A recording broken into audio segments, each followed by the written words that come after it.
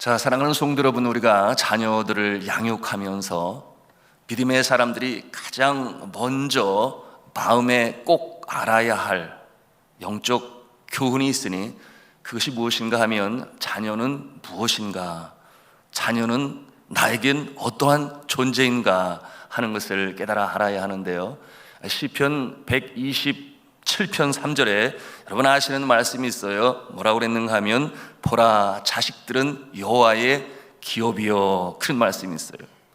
여러분, 이 말씀은 우리에게 무엇을 보여주는가?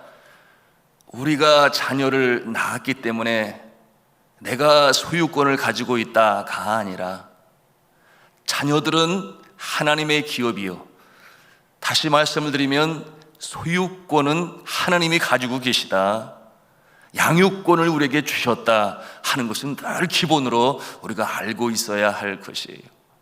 여러분, 하나님의 기업이라고 했을 때 이 기업이라는 성경적 원어는 나라라는 그런 단어를 사용하는데 영어로는 heritage, 그런 뜻이에요.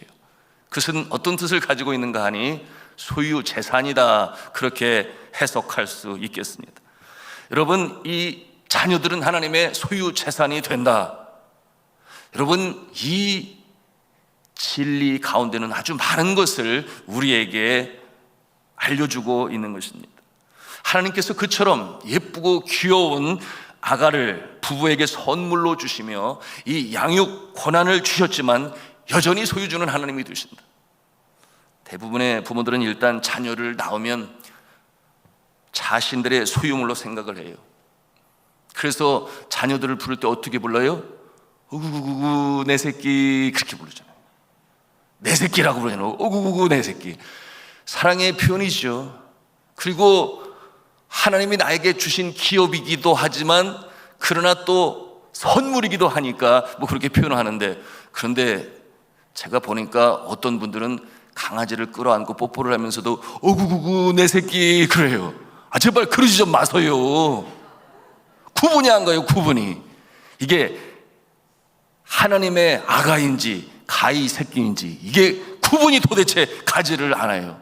제가 한 번은 이 무지개 아파트 건너가는 그 횡단보도에 서 있는데 저쪽 편에 유모차가 이렇게 있어서, 제가 한국에 들어온 지 얼마 안 됐잖아요. 그래서 얼마나 예쁜 아가가 거기 앉아 있을까, 멀리서 보니까 예쁜 옷을 입고 있더라고요. 그래서 이렇게 지나가면서 보고 싶어서 이렇게 봤는데 제가 깜짝 놀랐잖아요. 옷을 입은 강아지가 나를 이렇게 쳐다보고 있는 거예요.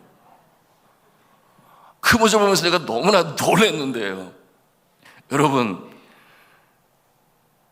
자녀는 하나님의 기업인데, 하나님의 소유인데 내 자식이라고 소유권이 내게 있다고 생각하니 그러지 말아야 되는데, 믿는 사람 중에는 그런 사람이 없지요. 그러나 믿지 않는 사람들 중에 삶이 너무나 어렵고 힘들어 지쳐 극단적인 선택을 하고, 그래서 세상을 포기할 때 왜 아가들을 데리고 가냐 말이에요. 정말 가려면 혼자 가든지. 아니지 않습니까? 왜 그렇겠어요? 내 소유라고 여기기 때문에. 여러분, 우리의 자녀들은 하나님께서 창조주가 되시고 그 영혼의 소유주가 되시고 우리에게 양육권을 주셨는 줄로 믿으시기를 바랍니다. 그러니까 우리가 잘 키워야 되겠지요. 당연하죠. 맡기신 자녀인이 잘 키워야 하는 것이 부모의 사명인데 어떻게 키워야 하는 것이 잘 키우는 것일까요? 여러분, 우리가 잘 알아요. 여러분, 이 세상 많은 민족 중에 가장 많은 노벨상을 받은 민족이 어느 민족일까요? 여러분 아시는 대로 이스라엘 유태인들이죠. 그런가 하면 특별히 세계에 이 돈줄이라고 그러죠. 재정을 움직이는 역할로. 그러니 수많은 뱅커들이, 여러분, 이 세계의 그 재정의 흐름에 많은 부분이 특별히 미국 사회가 그렇죠. 바로 유태인들에 의해서. 어떻게 그렇게 그와 같은 영향력을 미치는 자들로 교육을 했을까? 너무나 우리가 잘 알고 있잖아요. 하나님의 말씀. 하나님의 말씀을 어릴 적부터,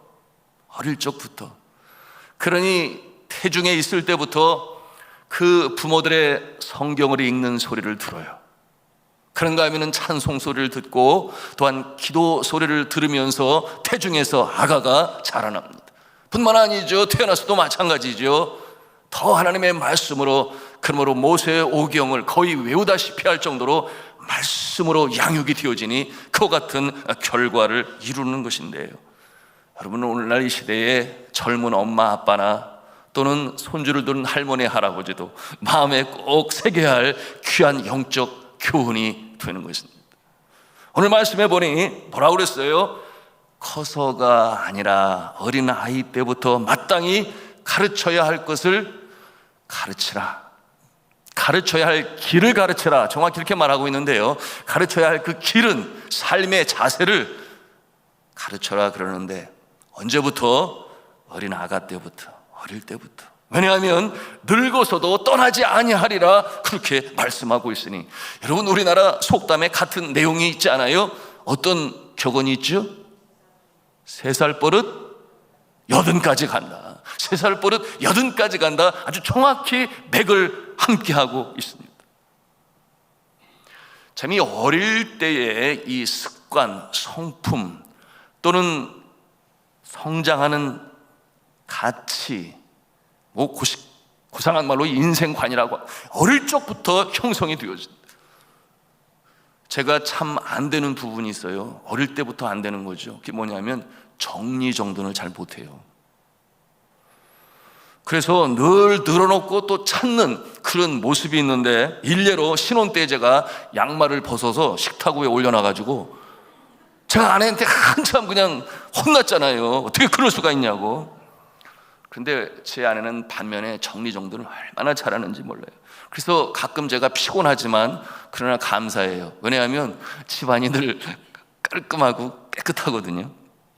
그런데 나는 왜 이 모양인가, 이런 생각을 갖지 않을 수가 없어요. 그러니 어릴 때의 모습으로 가는 거죠. 오늘 말씀에도 어릴 때에 라는 그 말씀이 있는 거죠.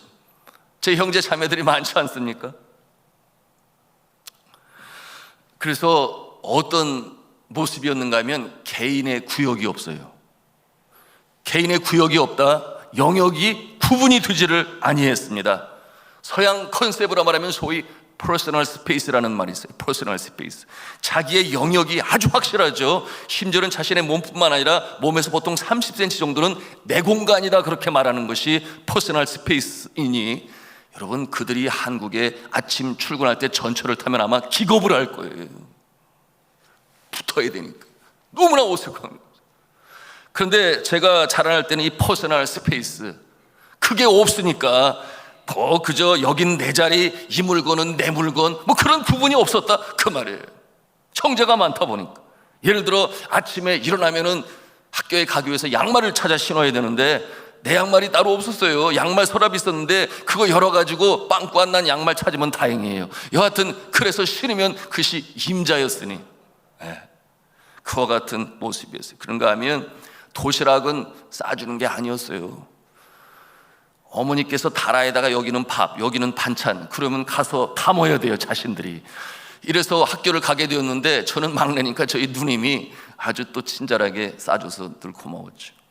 그런데 세상에, 심지어는 그때만 해도 왜 그렇게 껌이 귀했는지, 껌을 씹다가 단물 다 빠지면 버려도 되는데 세상에 밤 늦게까지 저녁 식사한 다음에도 계속 씹다가 잠자야 되니 어떻게 해야 돼요? 하시는 분은 알아요. 내일 아침에 또 씹어야 되니까. 그래서 그거를 벽에다가 이렇게 붙이잖아요. 그래서 자게 되는데 아침에 일어나면 띄워서 그걸 또 씹어야 되는데, 보니까 내 자리에 껌이 안 붙어 있는 거예요. 화가 나잖아요. 그래서 껌을 이렇게 찾아보면 어느 벽인가 내 껌은 아닌데 누구의 껌이 붙어 있잖아요. 그럼 그걸 떼어가지고 그걸 이렇게 질겅질겅 씹는데 맛있어요? 맛있어요. 맛있어요. 하여튼 그와 같은 모습이었습니다. 그래서 네 거, 내 거 구분이 전혀 없었습니다. 내 물건도 없어요. 챙길 필요도 없어요. 그냥 잘 둘 필요도 없어요. 그냥 놔두면 돼요. 왜? 알아서 생존할 수 있으니까. 어릴 적부터 요건 내 거, 요건 네 거, 그런 구분이 없으니 참 이 모습이 제 아내의 눈에 비칠 때는 참 희귀한 존재 아니겠습니까? 너무나 다른 모습으로 큰 거죠. 그런데 거꾸로 뒤집어 보면 긍정적인 면도 있으니 여러분, 인심이 너무 후해요. 너무 좋아요. 대권했고 구분이 없으니까 필요해? 그럼 가져. 이렇게 나누는 일이 풍성하니 여러분, 그 부분은 또 장점이라고 할 수 있겠는. 심지어는 신발도 바꿔 신었어요. 어떻게 되었는가, 선교지에서 내일 설교를 해야 되는데 보니까 주저주저해요. 왜 그러냐고 물으니까 신발이 찌넬라스라고. 찌넬라스가 뭐냐면 엄지와 그 다음 발가락에 이렇게 끼는 쪼리라고. 쪼리. 그거밖에 없는데 그걸 신고 어떻게 올라가서 설교를 하느냐. 그러니까 그래서 제가 가만히 보다가, 그래? 내 구두 한번 신어봐. 그래서 구두를 주었어요. 잘 맞아? 그럼 됐어. 서로 바꾸면 되잖아. 그래서 그걸 바꾸게 되었어요. 그런데 영원히 바꾼 거죠. 근데 그 일이 시장 바닥에서 진행이 되니까 옆에 있는 사람들이 이렇게 보면서 서로 낄낄대고 웃으면서 손가락질을 하는데, 여러분, 그들이 어떤 생각을 갖겠어요? 참 인심도 후하다, 그런 생각을 가졌겠죠. 여러분, 어릴 적부터 마땅히 가르칠 길을 가르치라, 가르칠 것을 가르치라. 왜 그렇겠습니까? 평생 간다, 그 말. 평생 간다, 그게. 오늘 진리의 말씀으로 우리에게 가르치고 있는데, 그러면 어릴 때부터 정말 꼭 가르쳐야 할 가장 기초적이고 기본적인 것이고, 그걸 보통 우리가 생기초라고 말하는, 우리가 많은 것을 가르쳐야 하겠죠. 그러나 가장 기본적인 것을 성경은 제시하고 있으니, 첫째는 은사를 잘 발견하고 개발시켜 가르쳐야 하는 거예요. 오늘 재능 개발을 위해 다녀야 하는 학원들이 우리 자녀들에게 얼마나 많은지 몰라요. 아이들이 얼마나 바쁜지 방과 후에 말이에요. 세상에 국무총리보다 더 바빠. 그렇게 아주 그냥 일정이 빡빡하게 진행이 돼요. 보고 자료에 의하면 유치원 방과 후에 이 특기 교육을 받는 아이가 10명 중 9명이라고 그래요. 교육부 의뢰로 이화여대 이기숙 교수님 유치원의 초기교육 실태에 대한 보고한 것을 보게 되었는데요, 전국 유치원 학생 학부모 2159명을 대상으로 조사한 결과 특기 교육 한 가지를 하는 자들이 28.8%라고 그랬어요. 두 가지가 30.0%, 세 가지가 20.6%, 네 가지 이상이 2.6%였는데요. 그런데 10가지 이상 하는 그와 같은 아이들이 8명이나 되었어요. 그리고 심지어는 12가지 이상 한 명이 있었어요. 어떻게 살란 말이에요. 그런데 왜 이런 현상이 나타났을까? 자녀들이 다른 아이에 비하여 더 많이 배우면 더 앞서가고 더 훌륭한 존재가 된다라고 하는 하나의 교육의 부재, 교육 인식의 부재, 이와 같은 내용으로 그릇된 인식이라 그렇게 결론을 맺었어요. 또한 한편으로는 일종의 어머니들의 이 열등 의식의 작용이라고 그렇게 했습니다. 물론 어느 분야에 은사가 있는가, 재능이 있는가 우리가 알기 위해서 이것저것 시켜볼 수는 있겠지요. 그러나 또 한편 생각해보면 학교에서 가르치는 여러 과목들을 통해서 이미 선생님도 알고 부모도 알아요. 어느 분야에 재능과 탤런트가 있구나 하는 것을 알 수 있을 것이에요. 여러분, 성경의 인물들은 어떻게 그 재능을 개발했을까요? 여러분, 다윗의 예를 한 면으로 볼 때 그는 아비의 양들을 어릴 적부터 쳤다 그랬어요. 그러니 이 야수들이 찾아와서 어린 양을 물어 가려고 할 때에 내가 곰의 팔톱에서 사자의 이빨에서 아비의 양들을 지켰다. 그것이 어릴 때부터 몸에 배웠는데, 야수가 다가올 때 그가 사용했던 것이 물맷돌 아니었겠습니까? 그러니 물맷돌을 던져서 야수를 쫓는 일이 시간이 갈수록 점점 더 개발이 되었어요. 나중에 그 모습은 얼마나 탁월했는지 여러분 아시는 대로 골리앗 그 거인 장수가 이스라엘 백성들을 모욕할 때에 저가 그때 나이가 17세라고 그랬나요? 여러분, 여전히 청소년의 나이였음에도 불구하고 하나님의 능력을 힘입어, 그렇잖아요? 그 물맷돌을 던질 때에 단 한 개의 돌로 그렇게 골리앗을 때려 눕히고, 그것이 결국 이스라엘 민족 가운데 영웅으로 등장하는데 아주 전기점이 되지 않았나요? 하나님의 돌보심과 하나님을 체험하면서 내가 사망의 골짜기로 다닐지라도 해를 두려워하지 않을 것은 주께서 나와 함께 하심이라. 사망의 음침한 골짜기 여러 번 나누었습니다.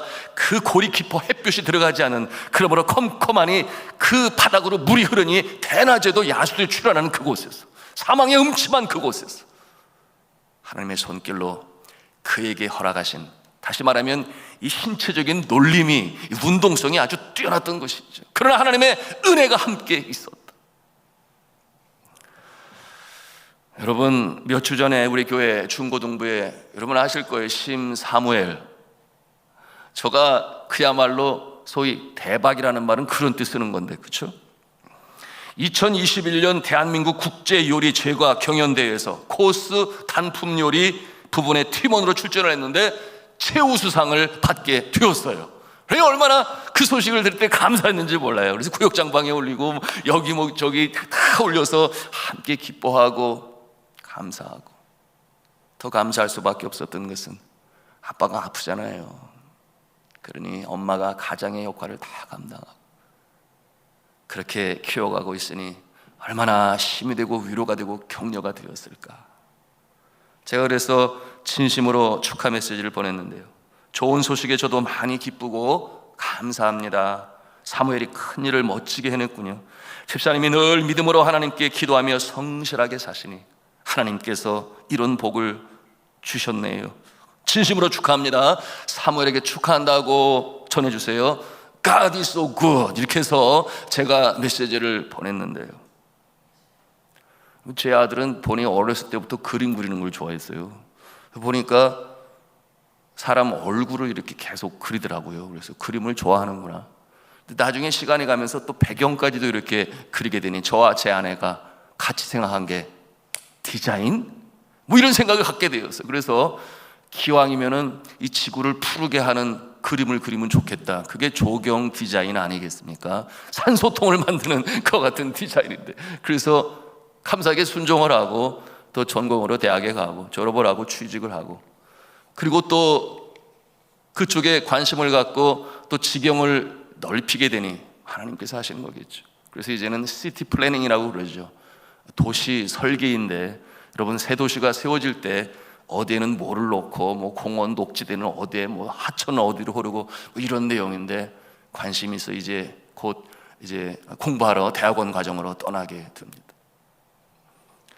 여러분, 여러 개의 우물을 파는 것도 의미가 있으나, 그러나 여러 개의 우물은 한 곳을 깊이 파지 못하니 한두 개의 우물을 파더라도 크게 시작이 되어지면 깊이 갈 수 있으니 우리의 가슴에 담아야 할 자녀 은사의 개발의 원리가 됩니다.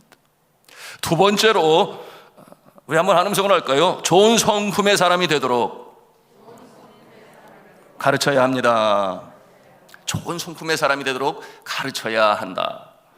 오늘날 디지털 시대라고 말을 하죠. 그래서 정보 처리의 기능을 컴퓨터에 의존하고, 또한 AI라고 들어보셨죠? 리빙스톤 학생들도 배우고 있는데 인공지능이 이제 사람의 자리에 대신 역할을 하는 그와 같은 시대가 되었어요.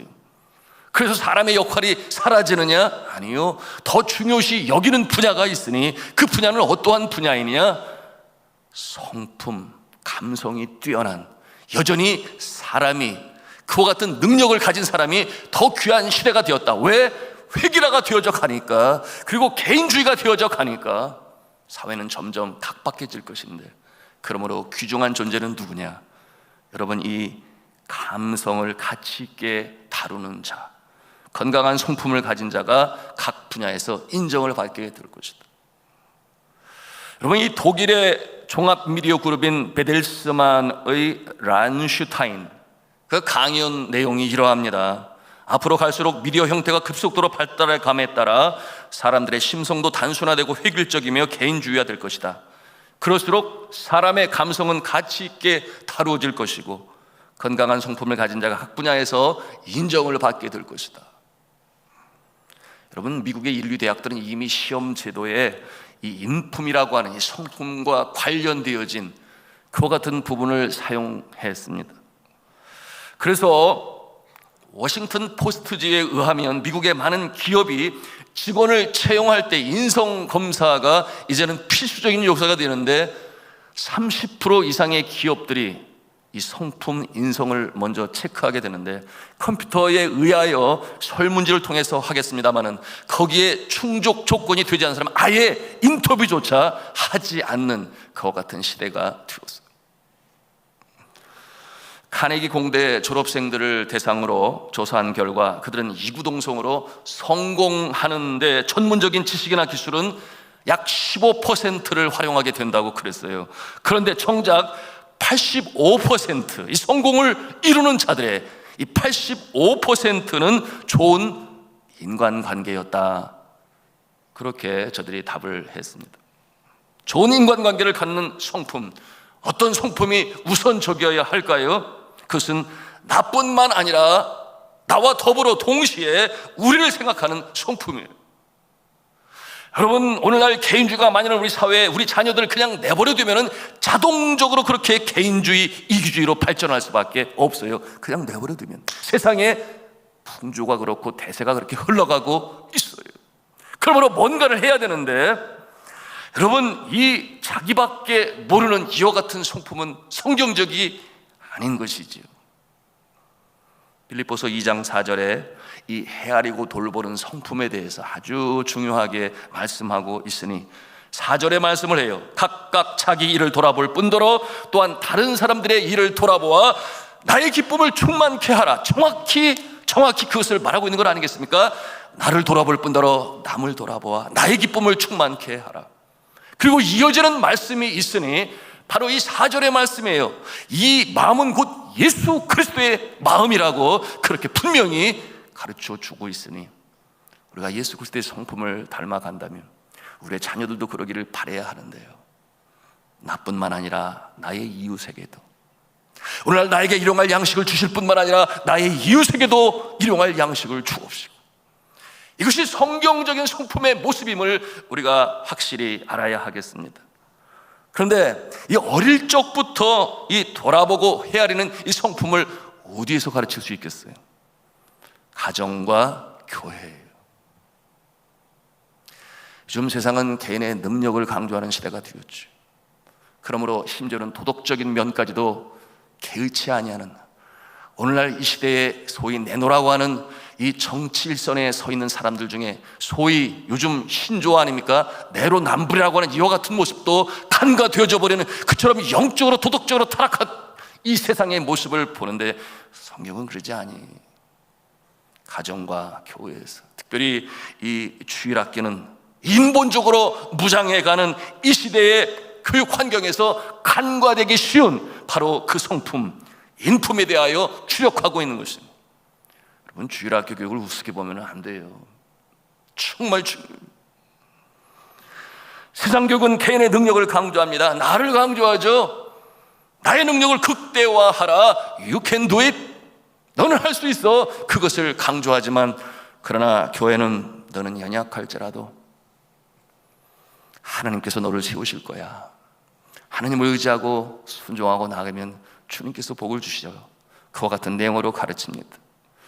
그러므로 사도 바울은 고백을 합니다. 내게 능력 주시는 자 안에서 내가 모든 것을 할 수 있느니라.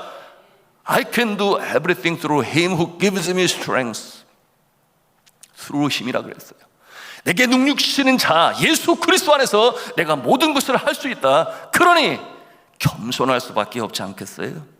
내 능력을 초월하시는 하나님의 능력이 나와 함께 하시기 때문에, 여러분, 이것이 하나님의 자녀들이 이 세상 가운데서 산후의 통리여 등경후의 등불이여 빛과 소금이 되는 줄로 믿으시기를 바랍니다. 그런가 하면은 잘 견디고 인내하는 성품을 여러분이 가정과 교회를 통하여 또한 하나님의 말씀을 통해서 형성하는 것입니다. 여러분, 자신만 보면 좌절할 수 있어요. 그렇잖아요? 비교가 되니까 자신을 믿었다가 잘 되지 않으면 쉽게 포기하는 그 모습이 오늘날 이 세대의, 특별히 청년들의 자화상인 것을 우리가 군생활하는 모습만 보아도 금방 알 수가 있어요. 그러므로 쉬운 일만 찾습니다. 그런데 나는 약해도 하나님은 강하시니 내 안에 계신 하나님께서 나의 능력을 훨씬 더 초월하시는 하나님이 하실 거야. 그러므로 마침내 이루어낸 자신의 한계를 초월하는 그 능력이 나와 함께 있기 때문에, 여러분, 그와 같은 성품은 바로 세상 어디에서가 아니라 가정에서 부모의 모습, 그리고 교회 안에서 두어지는 교회 교육, 주일학교를 통하여 두어짐을 우리가 알아야 하겠습니다. 세 번째, 마지막으로 우리가 볼 수 있는데요, 함께 따라서 하겠습니다. 하나님의 영광을 구하는 영적인 사람이 되도록 가르쳐라. 그렇습니다. 하나님의 영광을 나타내는 영적인 사람이 될 수 있도록. 우리 자녀들에게 제일 으뜸 가는 교육은 신앙 교육이에요. 여러분, 젊었을 때 젊은 엄마 아빠는 잘 몰라요. 그러나 세월이 가고 자녀들이 장성해서 볼 때, 그때서야 비로소 손뼉을 치면서 그랬어야 됐는데, 그런 모습이 너무나 많아요. 신앙 교육이 무엇보다 으뜸이다. 그 같은 모습을 통해서 올바른 가치관, 인생관, 세계관을 가지고 세상을 살아가게 되니 자신의 능력 외에 부으시는 하나님의 은혜로 살아가는, 그러므로 믿음의 가문을 세워나가는 그 역사가 나타나지 않겠습니까? 하나님께서 창조주가 되시고 인류의 주관자가 되실 뿐만 아니라, 역사의 주관자가 되실 뿐만 아니라 개인의 삶에도 친히 개입하시고 관여하셔서 하나님의 뜻을 이루어 나간다고 하는 것, 이것이 바로 성경적 세계관이에요. 가치관이에요. 인생관인데요, 우리의 자녀들이 그것을 깨닫고 알고 체험적으로 알게 될 때에 비로소 하나님의 은혜의 역사가, 어릴 적 다윗에게 사무엘이 기름을 부었을 때 비로소 그의 영적인 눈이 뜨여지는 것처럼 그 역사가 나타나는 것입니다. 그러므로 자녀들이 배우고 깨닫고 하는 이 모습, 여러분, 정말 중요한데 이것이 가정에서 교회에서 된다 그랬어요. 여러분, 디모데 영적인 이 목회자의 모습으로 정말 본이 되었던 디모데는 어떠했습니까? 여러분, 그 모습은 외조모 로이스 아니었겠어요? 그리고 어머니 유니게 속에 있던 믿음을 이어받았다, 그렇게 디모데후서 1장 15절에 말씀하고 있습니다. 1장 5절에 말씀하고 있어요. 여러분, 요셉, 다니엘, 에스더, 다윗, 바울, 수많은 성경의 인물들이 다 영적인 면에서 풍성한 삶을 살았으니 하나님과의 교제, 단순히 엄마 아빠와의 교제만이 아니라 하나님과의 교제, 그것이 어릴 적부터 삶 속에 피었다는 것이죠. 애굽에서 종살이를 하던 요셉의 하나님과, 이 요셉이 하나님과 동행하는 모습이 창세기 39장 22절과 23절에 나옵니다. 여러분, 그 내용이 어떠합니까? 우리 한번 같이 읽도록 하겠습니다. 시작. 간수장이 옥중 죄수를 다 요셉의 손에 맡김으로 그 재반 사물을 요셉이 처리하고, 간수장은 그의 손에 맡긴 것을 무엇이든지 살펴보지 아니하였으니 이는 여호와께서 요셉과 함께 하심이라. 아멘. 여호와께서 그를 범사에 형통하게 하셨다라고 말씀하고 있어요. 하나님이 요셉과 함께 하셨기 때문에 형통함의 역사가 이루어지게 되었다. 여러분, 영국에서 이 메이플라워를 타고 신앙의 자유를 위하여 대서양을 건넜던 그들을 가리켜 우리는 청교도라고 그래요. 청교도. 이 청교들이 누구인가? 오늘날의 이 부강한 세계적인 강국 미국을 세우는 기초를 마련했던 그런 사람들인데요, 청교도들의 어렸을 때의 교육이 이랬어요. 알파벳을 가르칠 때 A, B, C D 이렇게 나가지 않아요? 그런데 A를 가르칠 때는 아담을 쓰게 했어요. A, 아담. B자를 가르칠 때는 B자로 시작하는 바벨탑, 바벨타워, 그걸 쓰게 했어요. 성경에 나타난 단어들을 가지고. 그런가 하면 C자를 가르칠 때는 카인, C-A-I-N, 카인을. 그런가 하면 D자를 가르칠 때는 하나님께서 사용하신 믿음의 용장 데이비드, 다윗 아니겠습니까? D로 시작하니 다윗, 그렇게 가르쳤어요. 여러분, 그처럼 신앙으로 영적인 것, 모든 것이 영적인 것이어야 한다. 성경 말씀에 우리 교회가 프라이데이 잉글리시 퀴즈 클럽을 하고 포닉스 클래스를 해왔죠. 이번 수요일로 마치는 걸로 알고 있는데 다음 성경에 있는 말씀을 가지고 어떻게 글자를 읽어야 하는지, 영어 글자 말입니다. 그래서 가르치고 있는데, 여러분, 이와 같은 모습이 바로 매사가 영적인 것이어야 한다.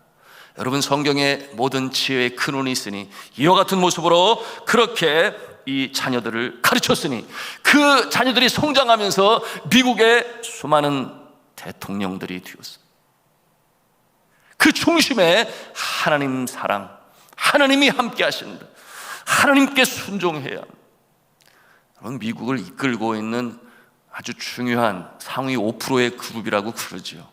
거기에는 아직 아시안이 들어가지는 못해요.